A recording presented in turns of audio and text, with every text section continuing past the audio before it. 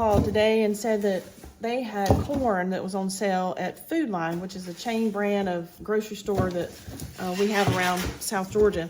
And so they had white corn and they had bicolor corn, but they're out of the bicolor. So we decided, because we put up corn every year, we decided to go ahead and get a couple of boxes. And our youngest son came home this weekend and he gets the joy of helping us. It just makes a lot of memories. We love doing this. But anyway. So we got 2 boxes, which is about almost 100 ears. It's about 96 ears of white corn. And I'm just going to show you the process of how we put it up. And it's a matter of shucking it, rinsing, washing, then cutting it off the cob, blanching it, and then putting it in the freezer. So we're going to go through those steps today.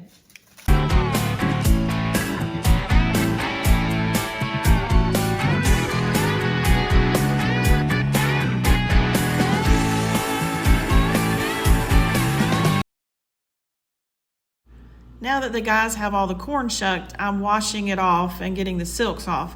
This corn is so pretty that there's hardly any silks on it, so I'm able to just kind of wash it back and forth and just, get what's left on there off the cob.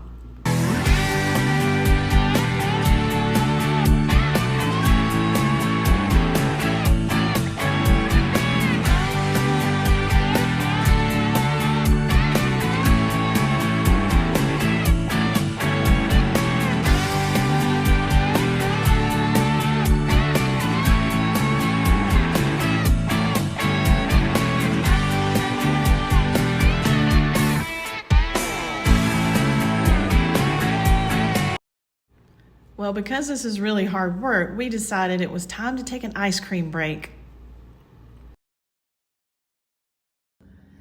So now I've got the corn washed and I'm going to cut it off the cob. So this is a corn cutter and you can get it at probably any hardware store or possibly Walmart maybe, but they're not very expensive. And so this is what we cut the corn off with.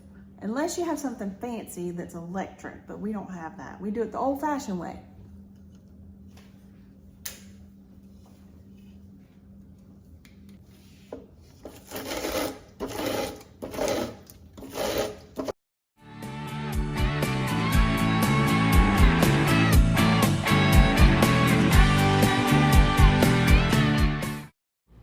Once I get the corn cut off the cob with a corn cutter, I'll take a knife and just scrape the cob to get the rest of the corn.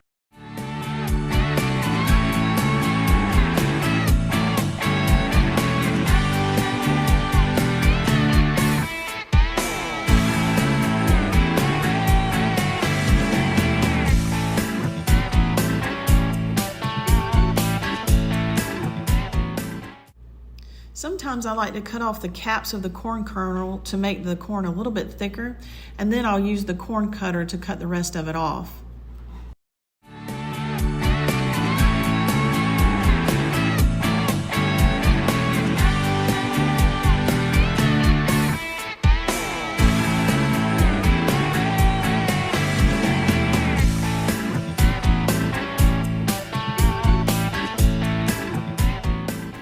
Now I've got 1 bowl cut off and I've got 3 more to go. This is about 100 ears of corn.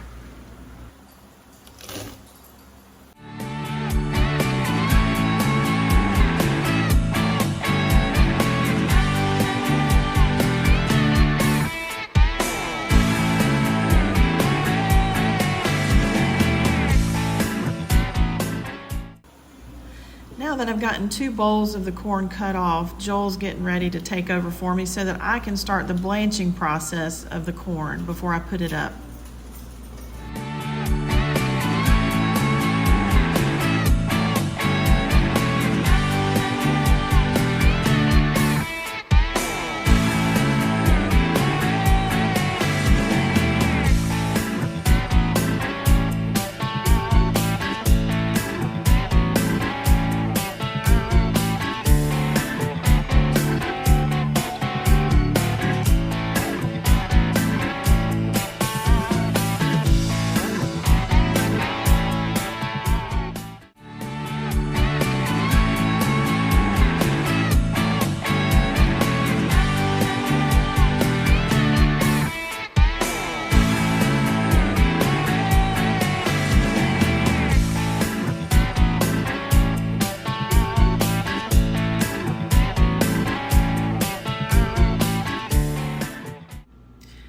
I'm getting ready to blanch the corn. I use my bigger stainless steel pots to do this with. And so I'm loading up the pot about halfway full, and then I'll turn it on to a medium to medium-high heat. You want to be sure that you stir the corn constantly, because if you don't, it might stick to the bottom or you might scorch it. So you don't want to do that. So make sure that you stir it constantly. Once it gets hot through and through, then I'll let it simmer about 2 to 3 minutes. It'll actually start to bubble or foam a little bit on top. And then I'll let it blanch for 2 to 3 minutes before I take it off and start to cool it down.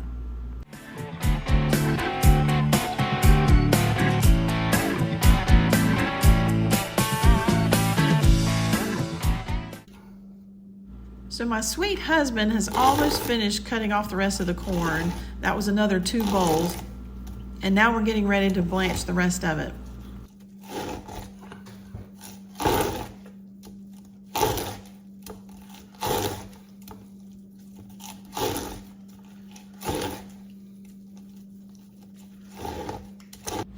So as soon as the corn is blanched for about 2 or 3 minutes, I take it off of the stove and put it into an ice bath. It cools the corn down pretty fast so that you can go ahead and put it up into the bags. You want to make sure that the corn is cooled through and through, because you don't want to put it up warm, it'll sour. So sometimes I add a little ice to the corn to cool it off even a little bit faster. It's not going to hurt it, it's just it turns to water. So if your corn is not too soupy already, it'll be fine.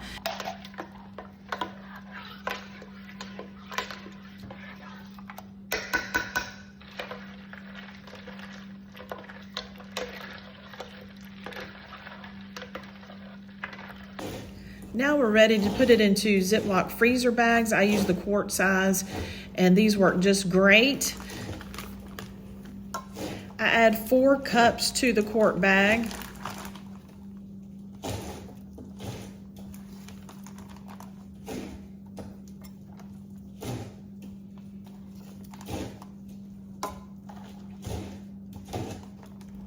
When I go to seal the freezer bags, I try to get all of the air out as much as possible so that it creates a little bit of a vacuum there.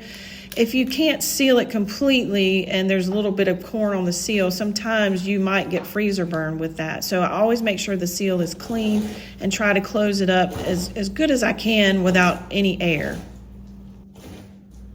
I probably should have labeled these bags first, but I'm labeling the bag on the side where it has the little white label, and the Sharpie will show up better. And of course, I always label what it is and the date that I put it up so that I know how long it's been in the freezer.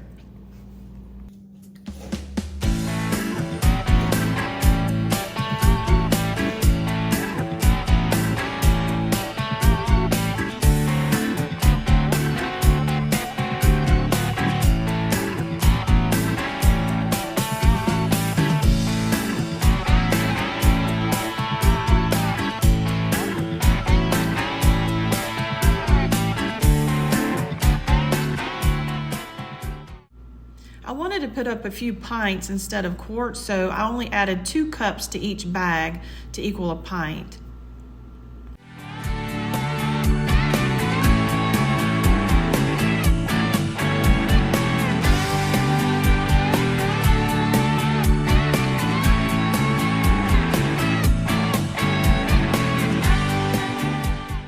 Be sure to label pint as well.